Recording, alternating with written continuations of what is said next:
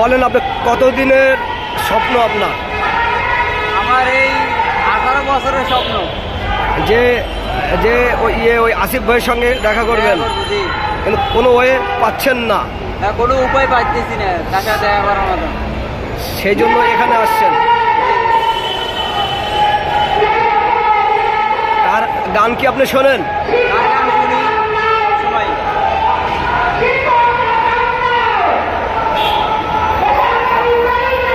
দেখি আমাদের ভিডিওর মাধ্যমে যদি কোনো হয়, আমি চাই আপনাদের ভিডিওর মাধ্যমে যেহেতু তার কাজ পর্যন্ত পৌঁছো, তাকে এক নজর দেখার জন্য। ধন্যবাদ আপনাকে।